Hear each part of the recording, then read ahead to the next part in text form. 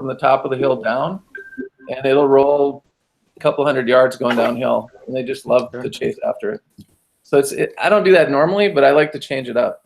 I think that keeps them enjoy. It keeps them from getting bored. Sure. Hey, Clint, Gary, can you hear me? It's Daniel. Yeah, I can hear you. Oh, hey, Daniel. Okay, great. Yeah. Did you see the Melody Star one there? I did not. I'm seeing faces on here. Sure, okay, so just to back, if you don't mind, Jim, a little bit, it says, do you find tracking with a scented dummy to be as effective as tracking a wing or dead bird? No, Melody, exact same. It's not the often have to revealing too much without. I try to find like common. I asked myself, does the scent match the duck scent in real life? So I'm always wondering those small things. What my dog does is it just put its nose down and try to use the scent line. But she's 3 now. She loves to track. She loves to track, so to cheat. I mean, she's been around the block a few times. We only do a couple drags, but yes, I hide them. I stash them away. I kind of learned that from canine work. They take small little items and with a strong scent, and they hide it, and it forces the dog to be stimulated enough to go and locate it, and then find that location that may be secreted a little bit. So I kind of try to throw some of that in the mix just to stimulate the thought process so that we can come up with some ideas on how to simulate the NA track, the UT track. Any second thoughts, Gary? Yeah, no, I'll share on that too. So when they're young, I'll try to have, I'll start tracking, and then I'll follow them out there, and I'll give them a little piece of hot dog. So that's when they're starting out on chucker or whatever. I have a hot dog. I don't know if they'll like the bird, but I know they love the hot dog. So we do that for a while. But as we transition out of the NA thing and we move towards the UT, I'll try to wet the bird down. I'd prefer not to use a wing or whatever. I'll have a full-on bird, and I usually wet it because it's pretty dry where I live. And then as you're dragging it, it kind of drips and drips, and it's easier for them to follow. But I'll progress to the point where I don't even put a feather on it. I'll just drag bumpers. Because I think when you mentioned canine scent drive, they can smell that bumper even though you and I can't. They've slobbered all over it 100 times. Correct. They know it's there. So I try to make it progressively more challenging, but I start out where it's pretty easy. Nice. So I'm going to just keep going on in the chat. We have a couple extra questions. There's one by Clint saying, what are some things you can do at home to stimulate the NA or UT test at home for not much money?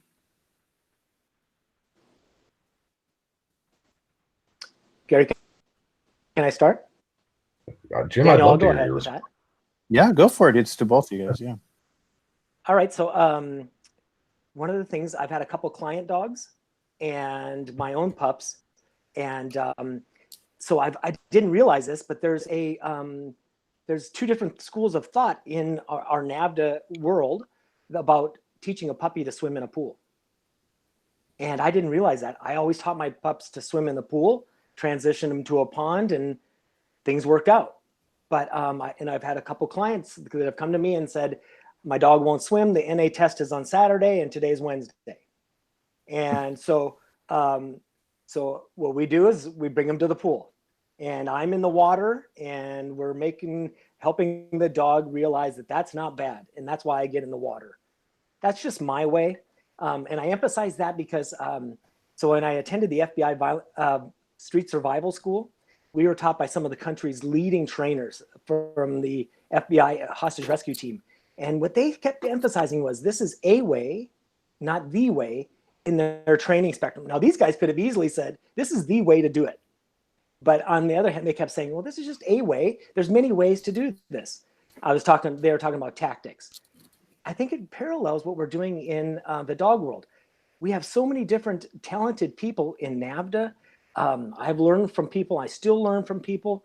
And what I learn is to evaluate their systems and use what I can from that system to make a system that I'm comfortable with. And for me, backing up to the pool entries, that's really worked out for me. But it is a way that I use, not the way. I think that's a great point, that you should pick up different philosophies and pick what you think is best. And like, I've never used a pool. I feel like that 6-inch drop off is a little bit leery for some dogs. So I prefer like a very shallow entry, and I prefer to the dog to get comfortable running back and forth. And then eventually they get out a little bit further, and then they're swimming. They don't even know it. I've seen people use Cheetos to try to encourage a dog to get in a little bit deeper. Right? It works. I'm telling you, it works really well. It works.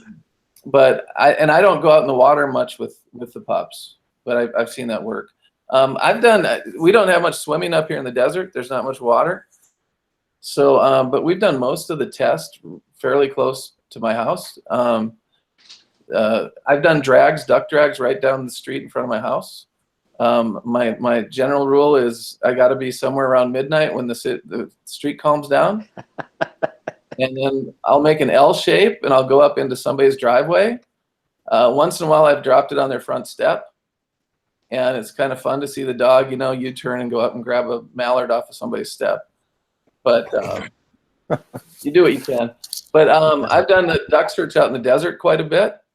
And basically, I would plant bumpers. I'd start out at like 75 yards, and I'd put like 5 bumpers out there. And I would send them out on a retrieve. And if they don't get it, if they come back without it, that's not acceptable. I'm going to walk halfway to it, and I'm going to resend them. We're going to make sure they come back with the bumper every time. They're going to end on a win. Usually I have 2 dogs I'm training, so I'll put like white bumpers on one side of the road, and I'll put black bumpers on the other side, or some orange bumpers. So I know if a dog is veering left or right, I can. And frequently I'm doing it at night so they can't visually see it. I'll get out there about dusk and I'll plant the bumpers. And once they get 75 yards, I'll bump it out to 100. And we try to end for the UT by getting them out all the way out to about 300 yards on those planted bumpers. So because they can run 300 yards in about 40 seconds, right? So if you're looking for 10 minutes of work, it's going to take a little bit of time. Much faster than I am. Yeah. But Gary and Jim, Clint's got an interesting question about how do you, and I'm sorry, Danielle, I'm stepping on you. It's something that Gary and I had talked about last night. How do you feel about treat training for obedience training, and then rewarding with treats in the field? It's been my experience in the field specifically. My dog doesn't want anything to do with them. That's just my personal experience over probably a multitude of dogs. Let's just say that. I rarely see dogs ready to treat or receive a treat during the course of some field exercise. Obedience training now some of the obedience modalities work well, but if you're in the field, that doesn't always work well. There's different stimuli. And then kind of the focus of tonight's presentation, in my backyard, what I've been doing is working on heel training. And so at heel, I've resisted the treats, but I've been using them and they're working.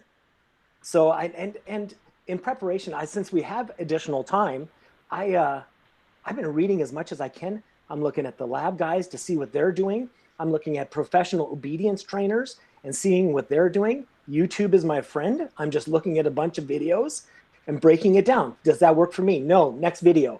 And you can blow through a lot of things and make a lot of evaluations when we don't have firsthand access to one another, so that we can start assessing where my dog is at, or have someone else assess where my dog's at. And as far as the treats go right now, I hold them right in front of my chest, and I walk along, and now I have a dog that looks up at me and walks next to me and pays attention to what I'm doing for my nonverbal cues to get us through a nice tight heel. And that's what's working. I resisted it. If I'm completely open, I resisted it. I have a hunting dog. I shouldn't have to train my dog, but I do it, and it's worked. And it's kind of taken me some time just to slow down and take advantage of the extra time in my backyard to try to do something, and try to come up with some type of training modality that we can use here around the house. For me, treat training goes, I use it extensively when they're up until they're about a year old. When they're in the puppy stage, I'll use it for many things. As they move into being a real dog, you know, a year older more, when I get serious about the training, I try to get away from that. But I will say, if I'm doing something new, I'll pull out some hot dogs and put them in my pocket. You just need little slices the size of a nickel.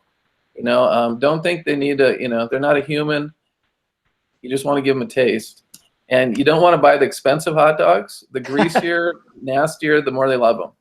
77 cents a pack, your dog will think you're great. Get him the turkey avocado hot dogs. He doesn't want them. Right? Stay away from the health food hot dogs. But another thing I would say is, if you're doing something that's stressful on the dog, such as you're doing force fetch or something like that, and it's stressful, if you see your dog having a bad day, you see your dog mentally checking out, sometimes it's nice to be able to have a few of those around, just to perk him up at the end. I wouldn't get him out of the, how would I say, get him out of the discipline mode, but when you end, I would go there. Perfect example, I have one dog that needs his nails trimmed all the time, and he grows like, it's almost like he's a horse. His claws are so thick, but he hates it.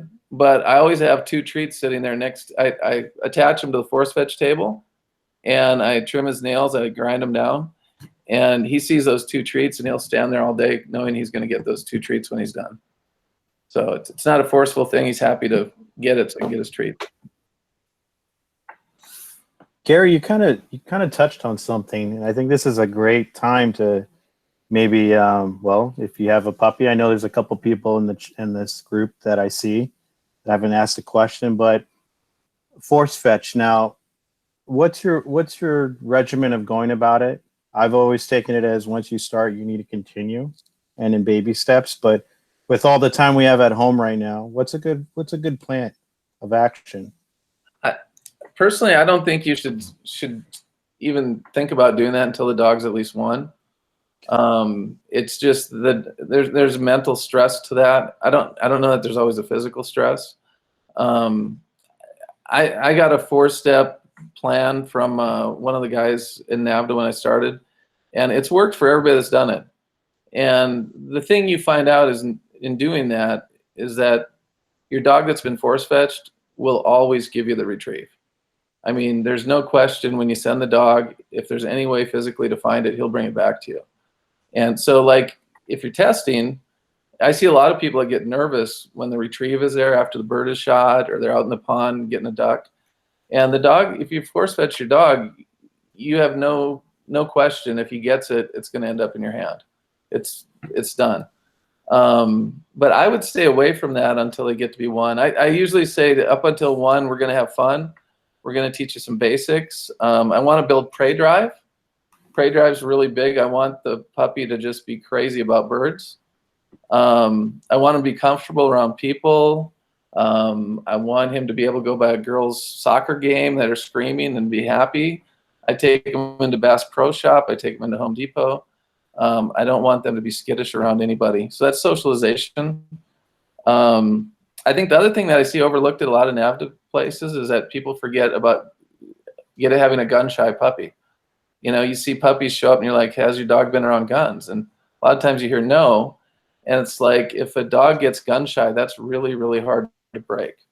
So there's different methods to do that. And if you follow those methods, you almost never will have a puppy that's gun-shy.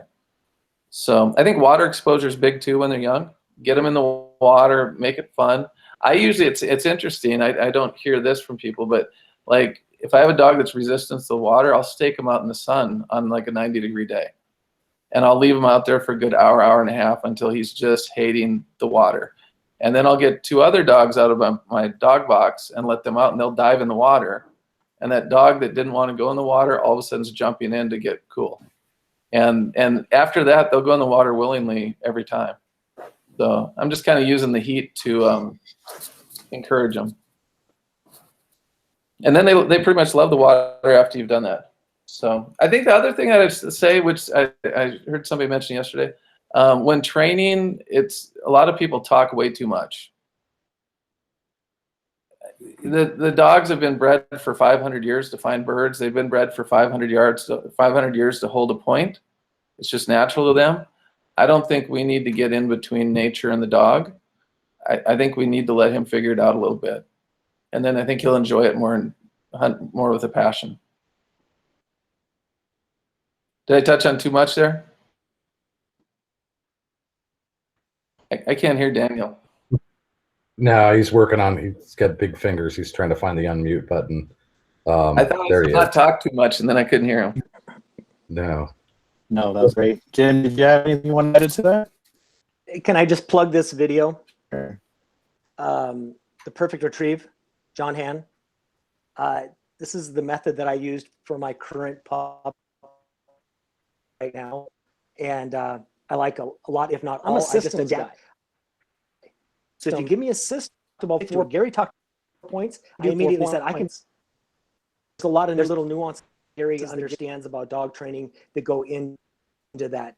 I mean, he's able to read a dog down to the lick of the, so that he acknowledges, he understands what Gary's telling him. Those are the small little nuances that these training videos are able to point out to you. But when you first start going into it, you have no idea. Gabby Aubrey taught me that. He's like, look at your dog. He's acknowledging that he's on whoa at this moment. He's on the whoa post and changing his world at this very moment. And my dog was licking his mouth. He goes, that right there is telling you he's watching you and waiting for you. Yeah. Those are valuable little things that's why we're in NAVHDA, because we can from one another. And I'm a big guy, like I said, on systems and just finding out these small little things on my dog. And that's, during these times where we are at home, I try to find these things out. Maybe not with a stim collar or an e-collar. We're just going through these things. Are you really understanding me? This is like that one-on-one time. And maybe I put too much emphasis on that one-on-one and working through it. But I spent many, many hours in the field just frustrated, busting 2 birds, and then, okay, it's my turn's over. And then I got to figure out what I'm going to do the next training day. And sometimes the next training day should be tomorrow because I can't wait till Saturday. But those are some of the things that I look at. And as far as the retrieving goes, the perfect retrieve from Perfection Kennels is a system for me. Nice. You got it. Those steps, Daniel, that I mentioned. Last year I attended an event in Arizona, a NAVHDA event. And literally I didn't know anybody, but somehow Force Fetch came up, and I just offhand mentioned this, PDF file I had on steps and how everybody that used it worked. And I didn't even think about it. And all of a sudden I get home, I get all kinds of emails. So I started emailing the PDF file out on these steps to people in Arizona, people in Utah, people that are at this thing. And it was working pretty good for them. And some guys started mailing me videotapes off their cell phones. They're like, we're doing good. We're at day 10, and now all of a sudden I'm kind of stuck. Can you take a look at what's going on day 10? And what Jim says is absolutely true. The dog is telling you something by his body language. And like, I've read all kinds of books and watched all kinds of videos. My bookshelves are filled with them. But what it doesn't really help you with is reading the dog's body language. And you kind of got to get that through experience. And that's where like mentors are really good, because they can, give you kind of a shortcut to knowing that stuff. But I think the other thing within that, your dog lays down on the floor in your house or lays out in the yard, and he studies you all day long. Right? He really understands everybody in your house, and he understands how to get his way. That's true. So, we have to be a little bit smarter than our dog and study him and figure out what we need to do to make him be a good partner. Yeah, I really like what you said with the mentorship. Personally, that was one thing I felt that I was lacking, where Cliff set me aside to look at your dog, and exactly what Jim said with the mouth, with the licking. You see those little nuances you miss because you're so focused on, this is what I want my dog to do, versus these are the steps, this is the process. Let's not rush it, and pay attention to what your dog's actually, showing you through their expressions. Good point. Let me share one thing with that. When you're trying to teach a dog something and they're resisting you, there's passive resistance and there's active or aggressive resistance. And the passive resistance dog will just lay down and refuse to do anything, like a donkey. Mm-hmm. They're just like, I'm not doing anything. Your aggressive or active dog will roll around on the ground, will throw a fit. It looks like a 3-year-old just going crazy. And people get all uncomfortable when they see that. But that active aggressive dog is actually much, much easier to train, because once you show him that you're going to stay with it until he's done with his tantrum and you're not going anywhere, nothing's going to change. He's got to do what you asked him to do. He will be a loyal follower for life. Whereas that passive resistance, the one that lays down, you'll see during stress times that a lot of times they'll want to revert back to that. And it's harder to break. In other words, you have to go through the same thing over and over again to try to break through that. Whereas the aggressive dog's going to show you everything he's got. And then once you get through that, you're on the same team. Good. There's another question in the chat from Ashley. She's asking, what's a good start to WOA training? My 1-year-old GSP has started to chase birds. I've seen WOA barrels, etc. Looking for something simple since this task is new to him. Jim? Actually, I start on the WOA post, and I just find a fixed object where I can set up a lead that wraps in a little half hitch. And it's kind of hard to describe, but the half hitch around the hindquarter all the way up to the collar. And then I take another lead and use it on the collar out to me. And that's my connection between me, my dog, and the WOA post. But that's where I start. I suggest looking at, there's all kinds of videos out there that show this. Again, Perfection Kennels has a great WOA post scenarios. No, they actually don't use the WOA post. They use a different system. There's other systems, people out there that use the WOA post. I think it's dependable. It starts it off correctly, and then you can build off of that as you go away from, or you build off the transition from a yard training on a WOA post and then into the field. The thing is, if you don't have WOA, you really have nothing. With a hunting dog, you need the dog to stop and not take out the birds. So I like to start it when they're pups, in that I'll only feed like one of them at a time, and I will make him stand until I release him to the food. So I'll have him sit or I'll have him stand, and then I'll walk back. I'll just, gently say whoa, or put my hand up, and then I'll walk back. I'll pour the food in, and if he moves, I'll pick the food. I'll pick the pan up and I'll go dump it back in the crate, in the hopper of food, and then I'll start the whole process over again. And pretty soon they learn to stand still where they're at, and then what I do is I move them back further. So instead of being 6 feet away, now they're 10 feet away. And I try to work them out to 25, 30 feet where they can stand and wait for their food. And they'll be drooling, their mouth will be drooling, and then when you say release, they'll sprint to the food just happy as can be.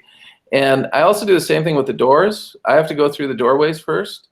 So I kind of forgot about that until today. I was walking in from outside, and my 2 dogs, they're 7.5, 8 years old. They stopped at the door and they sat down, and they weren't going to go through until I invited them in.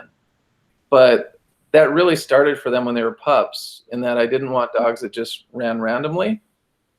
When it comes to hunting, I'm with Jim that the WOA post is really where I like to go. I've done the barrel some. I like the barrel. But for me, the WOA post, I can usually get through that in 3 to 7 days, and we're done with it. But I think it's one of the things a lot of people don't understand, and if done ineffectively, it's not. If you have to read the dog when you do that, or you may be making it more difficult than it needs to be. So good point. I'm a big proponent of what Gary said, especially this COVID era that we're in. You can reinforce WOA all day long, all around the house. And some of the first times that I started doing it, it was right when we started. I was staying at home and I was going through the process, and I just said, "Whoa!" Well, my pup knows "whoa," but she's like, "Why are we doing that here?" And then it became, "Let's do it at this door. Let's not do it at this door. Let's do it at this door." Just because I wanted to change it up. This is a command. This is where I need you to be. And then I'm hoping that that'll transition. She's pretty good at WOA, but I like to freshen it up here at the house. I'll give you another woe transition that might be good to do around the house. We'll have family come over once in a while, nieces and my brother-in-law, sister-in-law. And when they were younger, I would have them sit outside the patio door, and I would have usually one at a time, but I'd have the e-collar on. I give them a little tap if they want to get their paws up on the window or something. But they would say, "Hey, we want the dogs inside," and I said, "Well, we'll see how they do right there." And yeah, if they sit good, then I'll open the door, and they think they're going to go in, but no, I'm just opening the door, and they have to sit there with the door open. All right, and then on day 2, they come up on Friday, day 2. Now I'll have them come in and sit across the living room while we play cards. And really, I'm watching the dog. I have my e-collar, and I'm watching them, and if they want to make a little move, I'm probably more interested in the dogs than I am in the card game. But after they master sitting across the room, then I'll invite them over, and by the end of the weekend, they're laying calmly right next to the game, and they've learned to stay where they're supposed to stay. It's another option for you, something different. I got another question for you guys. What are your guys' views and what with aggressive dogs? When they're around other dogs, especially when you're out hunting with other dogs, how do you mediate that problem? That's an interesting question. Yeah, that's an interesting question. So part of that is the way that we as human beings have our dogs introduce themselves to each other. We like to guide them in with a leash, and we want them to, go meet this dog. I've seen this scenario play out multiple times. And what we do as human beings is we have like that face-to-face contact as human beings. Dogs don't do that. Dogs go around and they introduce themselves on the hindquarters.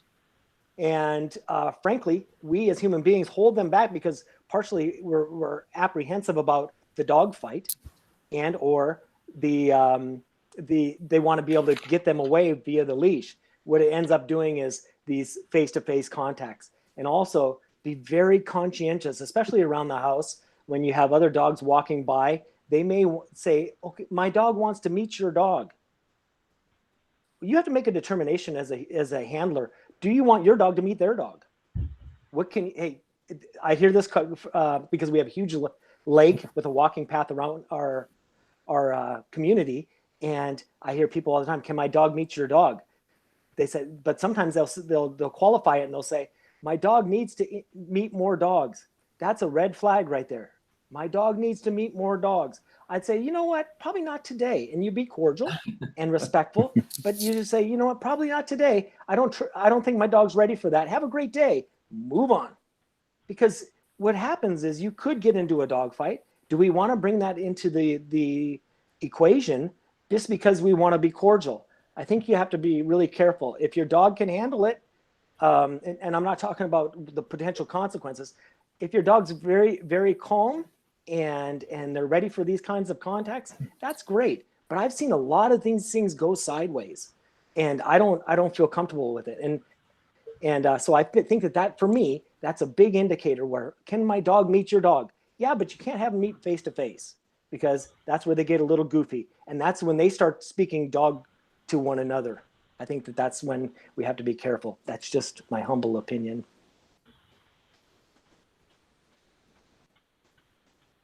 Gary? Well, I have 3 dogs, so I have 3 different situations. So I think if you have an intact male, as that male gets older, intact males love to find females, and there's competition amongst the males. And my male has been challenged probably since the time he was about a year. Dogs would come up looking for to challenge him, and pretty much he stayed away for the longest time. But Clint and I were training. Clint's on here tonight, and it was our last training session before the invitational, and we walked him by a dog. And I'm not going to say my dog was totally innocent, because he wasn't, but the other dog jumped out and snapped at him and basically engulfed my dog's head in his mouth. And there were two teeth right around my dog's eye. And all I could think is, I'm going to walk out of here with a blind dog today. And Clint jumped in and grabbed one of the dogs. I grabbed one, and we were able to get them separated. And there wasn't too much damage. The other dog did have 17 stitches, I think, which was far too much. After Griffin got his head out, he managed to snag the other dog's leg, I guess, as we were pulling him apart. But since that day occurred, he's been much more nervous around other dogs. So I try to keep him away from other males because it probably took him 1.5 years to kind of return to normal. But even now, I really don't want him around other males. And that's why, like, there's plenty of places that take care of dogs. What do you call them? Doggy motels that will not take intact males because they don't want to deal with that. So anyway, I think that's kind of a severe punishment to an intact male just to get him in a doggy motel. Right. Actually, there's a question kind of about the subject.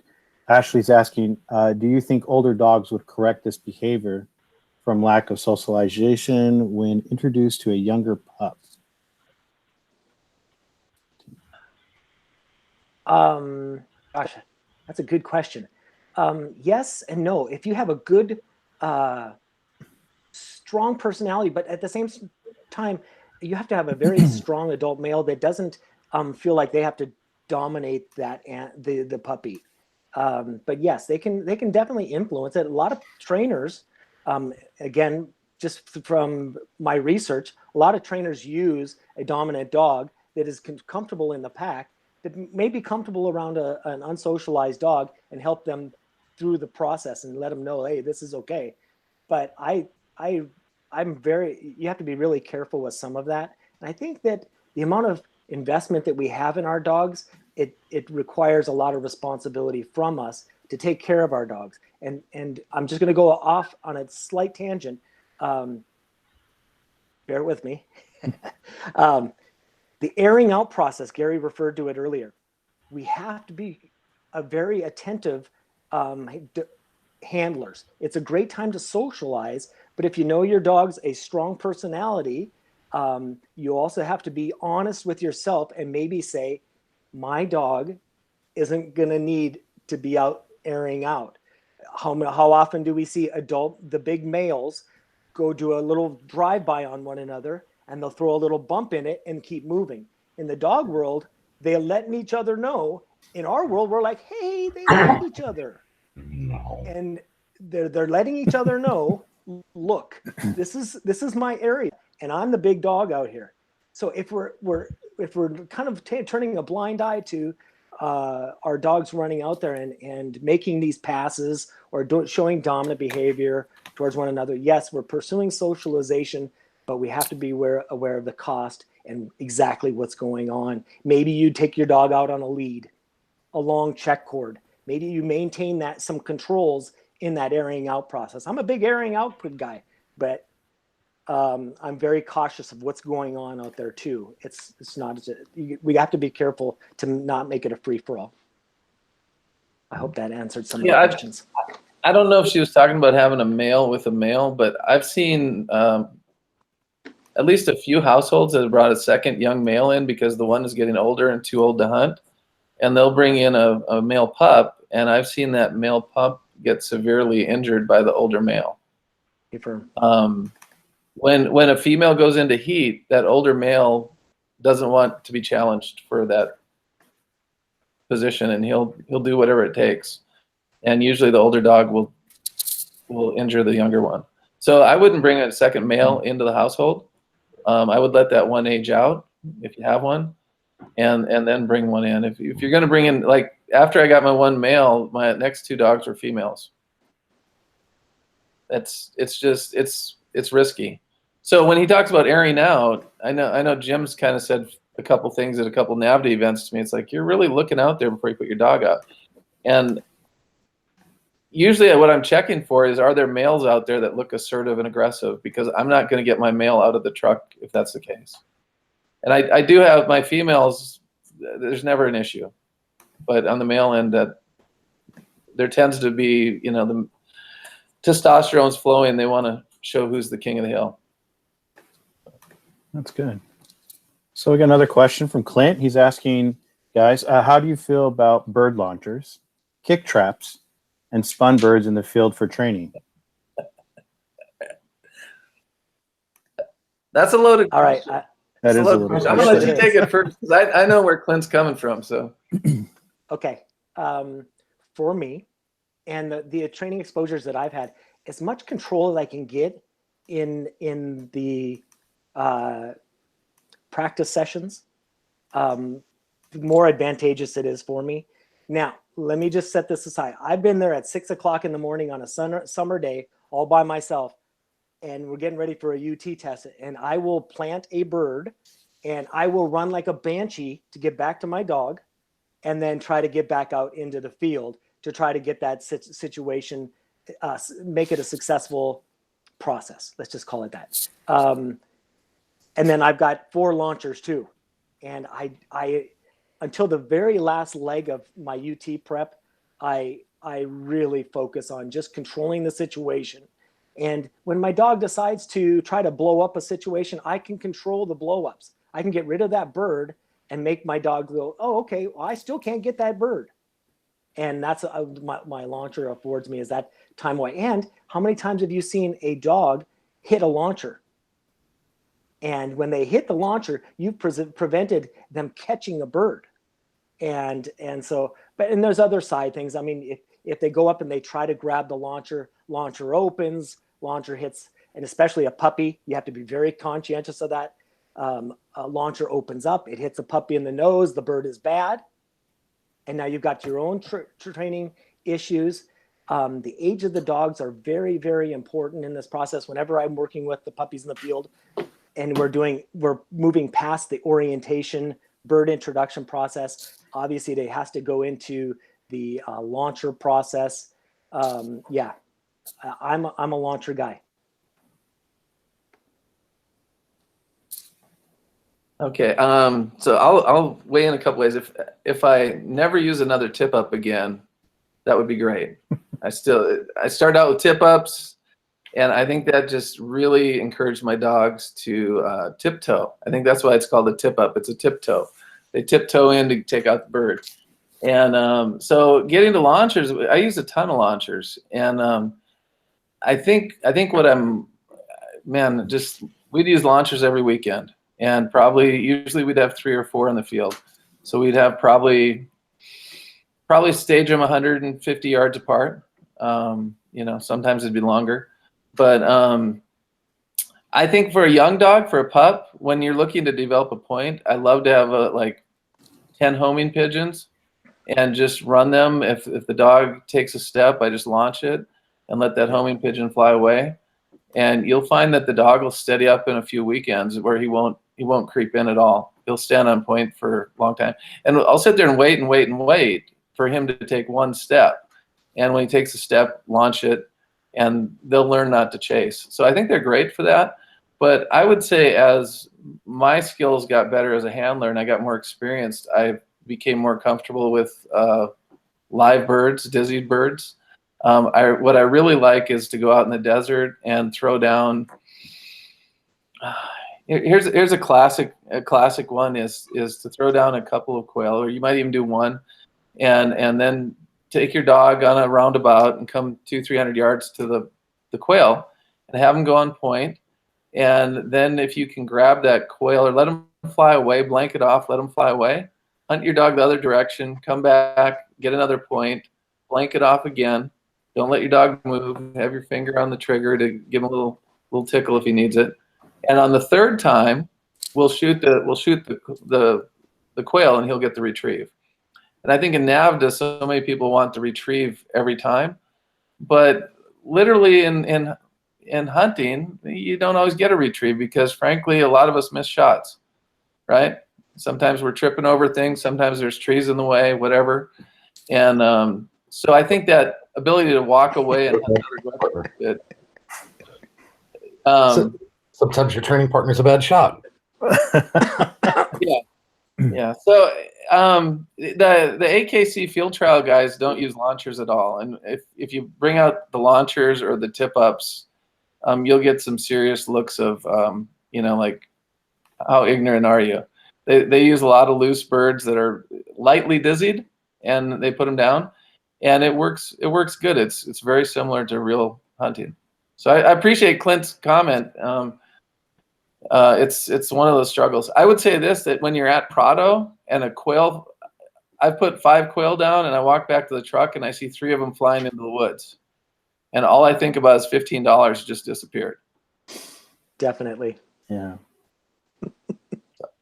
So if you're out in the open where they can't get anywhere, it's much nicer.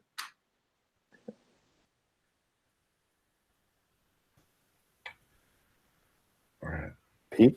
Oh yeah, sorry. I thought you were gonna go through. So folks, we're coming up on the back half of the hour here. I really appreciate the time that a lot of you have taken to go through. Do me a favor though. First off, I appreciate you guys coming out. One of the things that I find myself doing during quarantine, just to keep my sanity, is calling people just to talk about dogs. I called Cliff just to check in on him, but I wasn't really checking in on him. I wanted to hear about dog training, and what was going on, and I can see him grinning.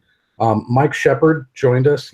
Mike's on the other side of the country, that's out, and just, I love just talking about dogs. So if you had a good experience, tell people that you had a good experience. We're going to put this, I started the recording late, but we are going to put this up on the website so that you can take advantage of it. Do me a favor though, if there's a burning question, we're going to keep this rolling probably about 3 minutes, 4 minutes after we sign off. If there's a question, a topic, or something else that we should cover on the next round of webinars, please write that down in terms of a question. So a couple of quick key housekeeping things. Make sure that your NAVHDA membership dues are paid, not just to the club, but to international as well. During periods like this, this is one of the times that they truly need our support that's out there. The second thing is don't give up on your dog during this period. I was talking with one of the mentors that I work with. I was going a little bit stir crazy. My dog was going a little bit stir crazy during the whole quarantine, and I'm always better when I'm training. And it changed up our whole routine. I get up, we throw the bumpers, we find a couple of different games throughout the day, and it's been great. As I'm working from home, it gets me up, it gets me physical, and then usually at about 7:15, my wife turns to me and says, "Do you drug the dog?" And no, we just, we got 3-4 good workouts that are out there. I want to give a big thank you to Gary Johnson and to Jim Bellmeyer. Like I said, Jim was my first introduction to NAVHDA, literally walked me out in the field. My first day was extremely positive. It's one of the reasons why Gary Johnson's, everybody knows Gary and has done a really good job. Daniel Miranda is doing a great job as a co-host. We're going to get him up and going. That's out there, and Woody, thanks. So do me a favor, make sure your dues are paid, make sure that you're training. And then if you do have ideas, topics, things that we should go through, if you want to do a round robin, things like that. And if you're from another club, that would also be great to hear that you're here from another club. But just up in the upper right-hand area, where that chat area is, just click on that icon. You can type anything that you're out there doing. Love seeing all the old guys coming back. Clint, it's really good to see you. Not that you're old, but good to see you as well. So with that said, I'm going to sign off and thank you guys. Stick around though if you've got a few questions, things like that. We're not going to answer them, but we'll use that as a springboard for the next go around. So kudos to you guys. We'll see you in maybe 2-3 weeks down the road. So thanks again. Thanks, guys. Thank you. Enjoyed it. Thank you.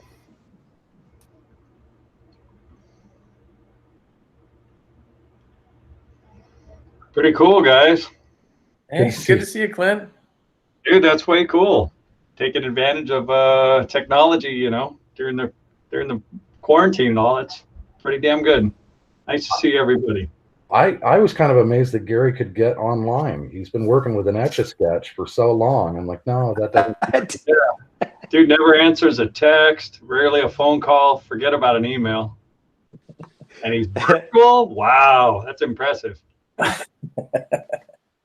If I only knew somebody that worked in the tech field. Yeah, me too. How you doing, Cliff? Unmute, Cliff. He can't figure out how to unmute. That's the problem. Just swipe down to the bottom of the screen and click on the button. There you go. There it is. You got it. Hey. Excellent job, guys. It was really good. We're trying. We're trying. Hey, I'm gonna come out with Scott the next time Scott's back in town, and we'll get a round in with your pups. Cliff, Sure, it'll be fun. good stuff. Well, thanks for putting this together, Pete. That was nice. Yeah, we'll do this again. Thank you guys so much for your time. Call me if I can do anything for you. I'll obviously be talking to most of you at some point shortly, but Danielle and I will get this figured out, and we'll live stream it next time.